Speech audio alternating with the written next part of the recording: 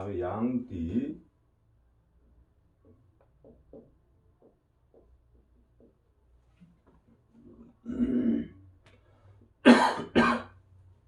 양띠는 뭐냐? 양띠를 볼 때는 개띠, 소띠, 용띠, 양띠 이런 그 화계지 어떤 기운을 가둔다 그래요 이걸. 그러한 그 기운과 더불어서 볼 필요가 있어요. 양띠가 자식으로 나왔다는 건 자칫하면 그 집안의 발전을 잘하다가 하락하고 몰락하는 수도 있다. 그래서 운기가 별로 안 좋으면 이런 자식이 나오면 어떻게 됩니까? 사업 잘하다가 말아먹을 수 있다. 조부나 부모가. 그래서 이런 식의 공부 잘하고 있다가 뭐 대학에서 진짜 뭐 그 나름대로 어떤 과정도 밟고 있다가 갑자기 부모님 상황이 몰락을 해버린단 말이에요. 그래가지고 학업 중단. 그래가지고 그때부터 내가 사회생활을 하면서 뭔가 만들어가야 되는, 부모님이 날 그만큼 해줬는데 앞으로 내가 해야지 그러면서 좀 각고의 노력을 해야 될 수도 있는 그런 띠가 양띠가 되겠다. 그러면서 이 그 양띠라는 게 목의 기운을 가두는 그런 띠가 돼가지고 양의 기운이 강하다고 봅니다. 목하고 화기운 같은 경우 양의 기운으로 보는데 이 목 기운을 형성한단 말이에요. 그러다 보니까 남자 같으면 한 10점 까먹고 들어간다 이렇게 보면 돼요. 반대로 여자 같으면 10점을 먹고 들어간다. 왜냐하면 남자는 양의 기운이 강한 존재인데, 양의 기운이 강한 존재니까 이런 양의 기운을 내가 달고 왔다 이게 양의 띠로. 그러다 보니까 살아가는데 개발에 땀나듯이 하면서 뭔가 결과물을 만들어내야지만 뭔가 되는 식으로. 여자 같으면은 내가 설렁설렁 해도 어떤 그 주위에 도와주는 사람들이 많더라 이거예요. 그래가지고 여자 같으면은 띠 자체가 뭐 바람직한 모양은 아니어도 그래도 남자보다는 훨씬 수월하게 살아갈 수가 있다. 이것을 남녀 차이로 봐야 합니다. 그 중에서 개띠도 마찬가지죠. 개띠도 남자는 불리하고 여자가 유리하고, 반면에 용띠하고 소띠는 남자가 유리하고 여자가 불리하고 이렇게 구분이 되게 되어 있습니다. 그리고 양띠가 어떤 사회적인 발전을 구하는 양식은 뭐냐면 이쪽 띠들이 다 마찬가지인데, 개띠, 소띠, 용띠, 양띠가 다 마찬가지인데 어떤 발전을 하는 데 있어서 가장 그 근간에 있는 예를 들어서 장사를 하는데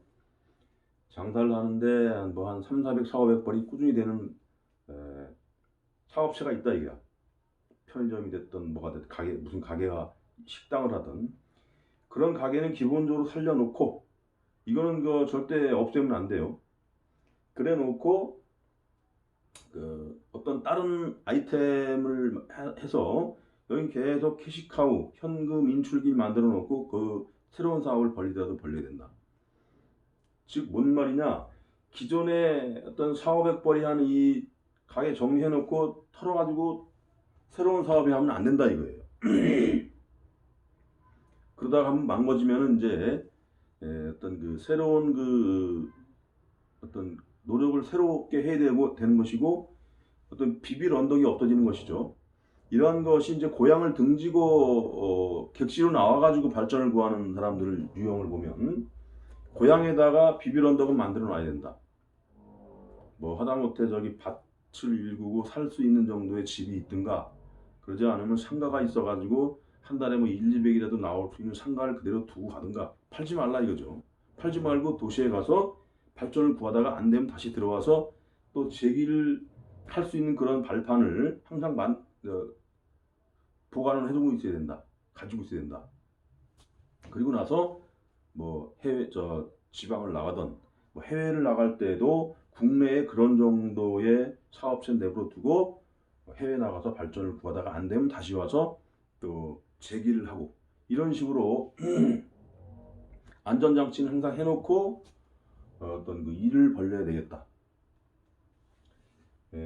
그러한 것이 이 양띠가 가져갈 수 있는 하나의 방법이 되겠습니다. 이 띠만 가지고 육신적으로 뭐 재물운이 좋든 운기론적으로 사주상 재물운이 좋든 관운이 좋든 그렇게 보는 것도 있는데 띠만 가지고도 예를 들어서 이런 띠가 자기는 상관이 없는데 부모가 사업을 하자고 해서 같이 사업에 말려 들어가요. 근데 보니까는 뭔가 부모가 실책으로 인해 가지고 망가졌다 이게야. 망했어. 그래서 자기가 부모의 덕을 잇고 어느 정도까지는 골프도 쳐가면서 뭔가 나름대로 사회에서 중상위 레벨을 살아가고 있었는데 사업이 망가지면서 골프채 다 팔아먹고 집도 팔아먹고 그래가지고 겨우겨우 이제 그 부모에 얹혀가지고 사는 꼴이 된 거죠. 그럴 때 어떻게 됩니까? 그 발전을 구하기 위해서 했다가 안 됐는데 그 내가 의지할 거처가 없어서 부모한테 있다가 뭔가 이제 시기를 지나니 2, 3년이고 지나니 누군가가 그 실제로 있었던 일이에요. 누군가가 이제 친구 뭐 하냐고, 응? 같은 아버지의 친구의 아들 격되는 이 사람이 뭐 하나 나와서 이런 일을 하면 어떻겠느냐 해가지고 이제는 나와야 되겠냐. 이때 어떻게 하면 무조건 나와야지. 나와서 일단 부모로부터의 어떤 그 발화의 요인은 내가 챙겨가지고 있었던 거죠. 그래가지고 나와가지고 그 친구랑 관련돼 가지고 일을 하는 과정에서 다시 일어나기 시작하더라. 이러한 식으로 망가졌을 때 비빌 언덕이라는 게 조금이라도 있으면은 거기에서 뭔가 발화의 기회는 올 수 있다. 이게 이제 그런 논리가 됩니다.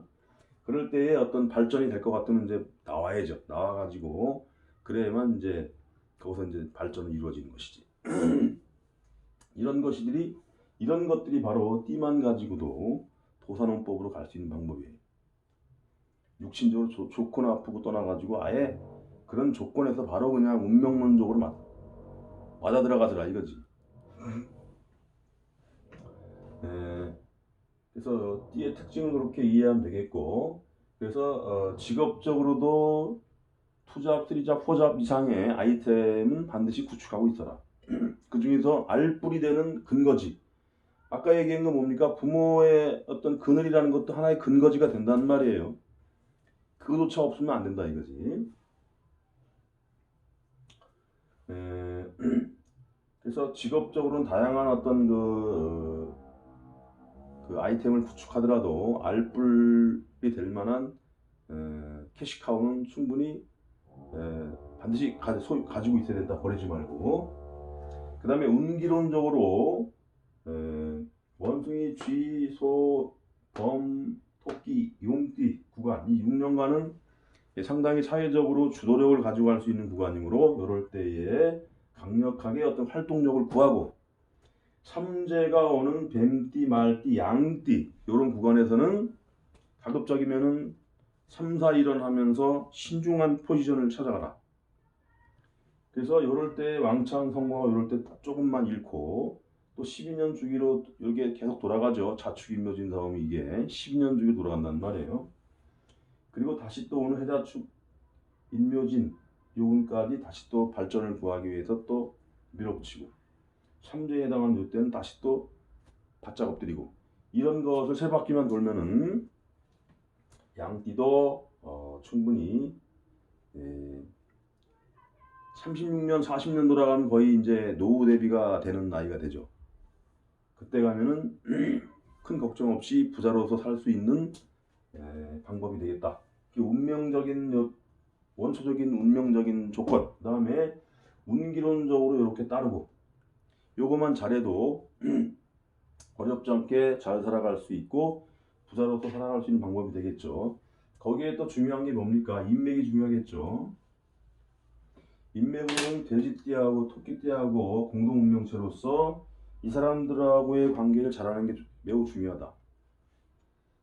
내가 혼자서 일 처리를 할 수 없을 때 이런 사람들하고 의기투합해가지고 무슨 일을 만들면 잘 될 수 있어요.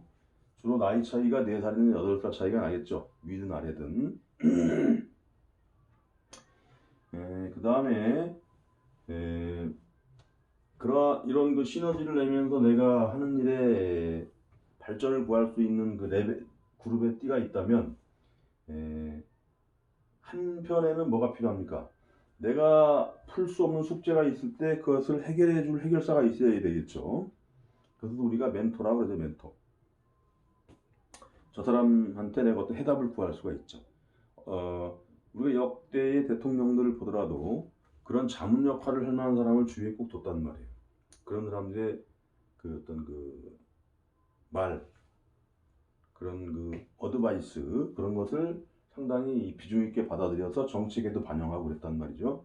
그런 그룹들이 범띠 말띠 개띠가 되겠다. 그 다음에 내가 편하게 수족같이 부릴 수 있는 수화 그룹. 그래서 내가 편하게 일을 달성하는데 어떠한 일을 달성하는데 편하게 목적 달성을 하는데 도움이 되는 띠가 수화 그룹으로서 원숭이치 용띠가 있겠다. 이런 그룹들은 상당히 그 내 뭐 자식은 아니지만은 내 하인같이 가신 그룹으로서 날 잘 보필할 수 있는 띠란 말이에요. 그런 것도 매우 중요하겠죠. 이렇게 구분해가지고 띠를 구분해가지고 이런 띠들과의 관계를 잘 해나가면 하는 일에 있어서 시너지가 또 많이 나올 수 있겠죠. 그 다음에 반대 기피해야 될 띠가 뱀띠, 닭띠, 소띠가 되는데 그 중에서 양띠하고 소띠는 상극입니다. 굉장히 충돌이 많아요. 이런 사람들은 가급적이면 이제 자주 이렇게 의견 충돌 같은 거 하면 안 좋아해. 좋게 안 끝난다고. 그래서 소띠 같은 경우는 좀 그 중에서 가장 기피해야 될 띠가 되고 뱀띠, 닭띠도 마찬가지다 이거지. 그럼 이런 사람들하고의 관계를 그러면은 뭐 원수처럼 지내야 되느냐? 뭐 굳이 그럴 필요는 없죠. 이 선제적으로 기브앤테이크를 미리 내가 해줄 줄만 알면은 이 사람들도 내 사람으로서 필요한 어떤 그 부분에서 써먹을 수가 있는 것이죠. 그렇게 하는 것이 오히려 더 현명한 방법입니다. 사람이라는 것은 원수같이 지내도 내가 도움을 주면 그걸 잊지 못합니다. 사람 살아가는 자연의 법칙이 그래요. 이게. 그래서 이런 띠들은 그렇게 관리하면 되겠다. 그다음에 방위적으로는 어떻게 됩니까? 정동쪽 방향으로 돼 있는 주거지. 아파트 같으면 베란다 중심. 일반 주택 같으면 큰 창이 있는 빛을 들어오게 하는 쪽이 있겠죠. 그쪽 방향을 중심. 그 다음에 그런 장치가 크지 않을 때는 현관문이 정동쪽으로 나 있으면 기피한다. 그런 쪽으로 문이 나 있으면 건강적으로 또는 운기론적으로 매우 산란시킴으로 한 일에 있어서도 굉장히 안 좋다, 풀리지가 않는다 이렇게 보면 되겠습니다. 그 다음에 잠을 잘 때 숙면을 취하고 잠을 잘 자야 신진대사가 원활하고 다음날 활기차게 내가 일을 해서 좋은 삶의 결과물을 만들 수 있겠죠. 그럴 때에 동남 방향에 머리를 두고 서북 방면에 다리를 두고 이렇게 자야 되는데 그렇게 하려면 침대 위치를 잘 짜야 되겠죠. 정확히는 아니라고 해도 비슷한 그와 비슷한 정도까지는 만들어주면 좋다 이게요. 운이 좋으려면 또 그렇게 또 짜여집니다. 참나는 방향이. 색상은 청색은 기피한다. 청색, 파란색 기피하고 붉은색 좋아한다. 붉은색은 뭐냐면 청색을 설계하면서 그 안 좋은 기운을 막아주는 게 바로 붉은색입니다. 청색은 기피하고 붉은색을 착용을 하고 그런 색을 디자인도 하고 인테리어도 그런 식으로 한다. 그래서 양띠 같은 경우는 이 정도만 해도 한 3, 40년을 지나는 동안 그게 습관화되고 그런 환경의 조건, 인맥 조건, 운기론적으로 이렇게만 따라가 준다면 충분히 나이 들어서 편안한 말년을 살아갈 수가 있을 것입니다. 이런 것이 바로 부자가 되는 아주 소중한 방법이 되겠습니다. 이로써 12개 띠의 부자 되는 방법론 다 제시해 드렸습니다.